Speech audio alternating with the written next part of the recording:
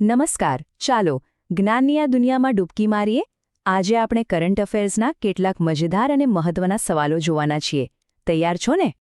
પ્રસ્તુત છે તારીખ 4 જાન્યુઆરી 2026ના દિવસનું કરંટ અફેર્સ, જે રોજગાર ન્યૂઝ એકેડમીના વિપુલ સર દ્વારા તૈયાર કરવામાં આવ્યું છે.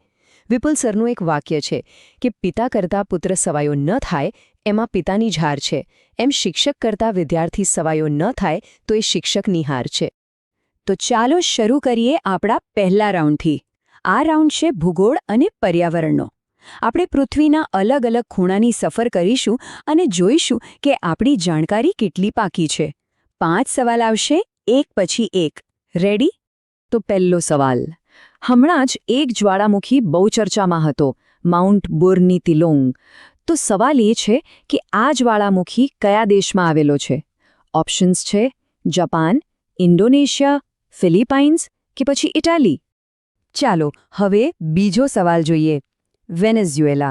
નામ તો સાંભળ્યું જ હશે, ખાસ કરીને એના તેલ ભંડાર માટે. પણ સવાલ એ છે કે આ દેશ કયા ખંડમાં આવેલો છે? આફ્રિકા, દક્ષિણ અમેરિકા, ઉત્તર અમેરિકા કે યુરોપ? ઓકે, સવાલ નંબર 3. આ સવાલ આપણા ભારતના ભૂગોળ પરથી છે. કાર નિકોબાર ટાપુ અને આંદામાન ટાપુઓ, આ બંનેને કઈ ચેનલ અલગ પાડે છે? 8 ડિગ્રી, 9 ડિગ્રી, 10 ડિગ્રી ચેનલ કે પછી ડંકન પેસેજ? ચોથો સવાલ એક બહુ જ રસપ્રદ જીવ વિશે છે. Galaxy frog. નામ સાંભળીને જ મજા આવી જાય ને? તો આ ગેલેક્સી જેવા દેખાતા દેડકા ભારતમાં ક્યાં જોવા મળે છે? હિમાલયમાં, પશ્ચિમ ઘાટમાં, સુંદરબનમાં કે પછી કચ્છના રણમાં? અને આ રાઉન્ડનો છેલ્લો 5મો સવાલ. ઈસ્ટર્ન ઇમ્પિરિયલ ઈગલ, એક જાતનું ગરુડ. એની IUCN સ્ટેટસ એટલે કે સંરક્ષણની સ્થિતિ શું છે? શું એ લુપ્તપ્રાય છે, અતિ સંવેદનશીલ, સામાન્ય કે ગંભીર રીતે જોખમમાં? તો આ હતા 5 સવાલો. જરા વિચારો, જવાબો શું હોઈ શકે? આપણે હમણાં જ એની ચર્ચા કરીશું. ચલો હવે જોઈએ કે કેટલા જવાબો સાચા પડ્યા. પહેલા સવાલનો જવાબ છે બી, ઇન્ડોનેશિયા, માઉન્ટ બુરની તિલોંગ ત્યાં આવેલો છે. બીજો સવાલ, વેનેઝુએલા ક્યાં છે? જવાબ છે બી, દક્ષિણ અમેરિકા. ત્રીજો, આંદામાન અને નિકોબારને અલગ કરે છે સી, 10 ડિગ્રી ચેનલ. ચોથો, પેલો મસ્ત મજાનો ગેલેક્સી ફ્રોગ, એ મળે છે બી, પશ્ચિમ ઘાટમાં, એ ત્યાંની સ્થાનિક પ્રજાતિ છે. અને છેલ્લે ઈસ્ટર્ન ઇમ્પિરિયલ ઈગલની IUCN સ્થિતિ છે બી, અતિસંવેદનશીલ એટલે કે વલ્નરેબલ. આનો મતલબ કે એના સંરક્ષણ પર ખાસ ધ્યાન આપવાની જરૂર છે. તો પહેલો રાઉન્ડ પૂરો. હવે આપણે ભૂગોળની દુનિયામાંથી બહાર આવીને દેશની નીતિઓ અને યોજનાઓ પર એક નજર નાખીએ. રાઉન્ડ 2 તૈયાર છે, જેમાં આપણે સરકારી પ્રોજેક્ટ્સ અને પોલિસીઝની વાત કરીશું. તો રાઉન્ડ 2નો પહેલો સવાલ એટલે કે ક્વિઝનો છઠ્ઠો સવાલ.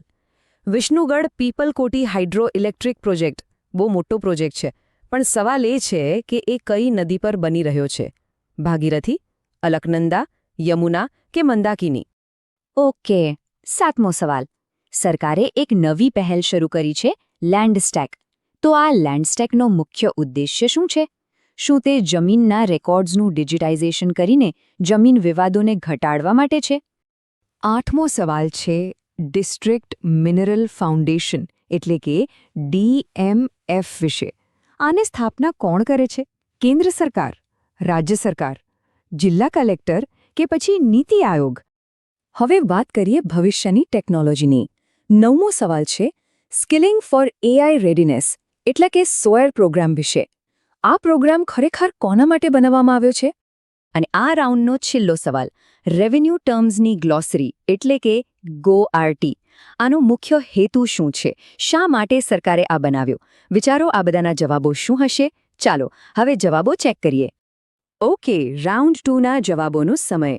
છઠ્ઠો સવાલ, વિષ્ણુગઢ પ્રોજેક્ટ બની રહ્યો છે બી, અલકનંદા નદી પર. 7મો સવાલ, લેન્ડસ્ટેકનો ઉદ્દેશ્ય એ છે જમીનના રેકોર્ડ્સનું ડિજિટાઇઝેશન કરવું અને વિવાદો ઘટાડવા. 8મો, DMFની સ્થાપના કોણ કરે? સાચો જવાબ છે બી, રાજ્ય સરકાર. 9મો, SOAR પ્રોગ્રામ યુવાનોને AI માટે તૈયાર કરવા માટે છે. અને 10મો સવાલ, રેવન્યુ ટર્મ્સની ગ્લોસરી, એનો હેતુ છે જમીન સંબંધિત શબ્દાવલીમાં એકરૂપતા લાવવાનો. જોયું, બધી યોજનાઓ કેટલી મહત્વની છે. સરસ, 2 રાઉન્ડ પૂરા. હવે આવી ગયા છીએ આપણે છેલ્લા અને ફાઇનલ રાઉન્ડમાં. રાઉન્ડ 3 છે વિજ્ઞાન અને વિશિષ્ટ તથ્યોનો. આમાં થોડા ટેકનિકલ સવાલો પણ આવશે, તો તૈયાર રહેજો.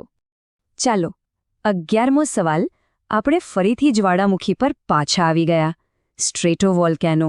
આની મુખ્ય લાક્ષણિકતા શું હોય છે? એનો આકાર કેવો હોય છે કે પછી એનો લાવા કેવો હોય છે? 12મો સવાલ એક એવી ટેકનોલોજી વિશે છે જે આપણે બધા વાપરીએ છીએ. વોઇસ ઓવર વાઈફાઈ એટલે કે વીઓ વાઈફાઈ, જેને આપણે વાઈફાઈ કોલિંગ પણ કહીએ છીએ. તો આના વિશે કયું વિધાન સાચું છે? એ કામ કેવી રીતે કરે છે? 13મો સવાલ છે આરોગ્ય વિશે. સેલ્યુલાઇટિસ નામનો રોગ આ ચામડીનો એક ચેપ છે, પણ એ થાય છે શેનાથી? વાયરસ, બેક્ટેરિયા, ફૂગ કે પછી મચ્છર કરડવાથી? 14મો સવાલ ફરી એકવાર વિષ્ણુગઢ પીપલકોટી પ્રોજેક્ટ, પણ આ વખતે સવાલ એના ફંડિંગ વિશે છે.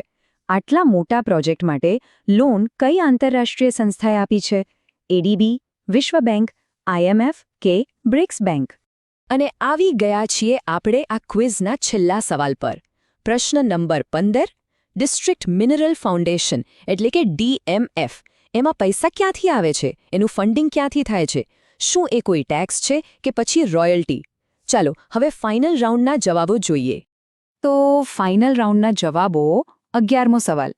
સ્ટ્રેટોવોલ્કેનોની ખાસિયત છે એનો શંકુ આકાર અને વિસ્ફોટક પ્રકૃતિ. યાદ છે પહેલા રાઉન્ડનો જ્વાળામુખી? એ પણ સ્ટ્રેટોવોલ્કેનો જ હતો. 12મો સવાલ. વીઓ વાઈફાઈ એ આપણને સેલ્યુલર નેટવર્ક વગર વાઈફાઈ પરથી કોલ કરવાની સુવિધા આપે છે. 13મો સવાલ. સેલ્યુલાઇટિસ એ બી બેક્ટેરિયાથી થતો ચેપ છે. 14મો. વિષ્ણુગઢ પ્રોજેક્ટને લોન આપી છે બી વિશ્વ બેંકે. અને છેલ્લો સવાલ. ડીએમએફનું ભંડોળ એ આવે છે ખાણકામ કરનારાઓ દ્વારા ચૂકવાતી રોયલ્ટીમાંથી. તો આ હતા બધા જવાબો. તો અહીં આપણા 15 સવાલોની સફર પૂરી થઈ. પણ આ સફરનો અર્થ ખાલી સાચા ખોટા જવાબ જાણવાનો નથી. અસલી હેતુ તો એ છે કે આપણે આપણી તૈયારીને પારખી શકીએ. હવે વારો છે આત્મમંથનનો. આ 15 સવાલોમાંથી કેટલાના જવાબ સાચા પડ્યા? કયો વિષય એવો લાગ્યો કે જેમાં હજી વધુ મહેનતની જરૂર છે? ભૂગોળ, યોજનાઓ કે પછી વિજ્ઞાન? આ સવાલો પર વિચાર કરો, કારણ કે પોતાની કમીઓને ઓળખવી એ જ સફળતા તરફનું પહેલું પગલું છે. તો વિચારતા રહો, શીખતા રહો અને આગળ વધતા રહો.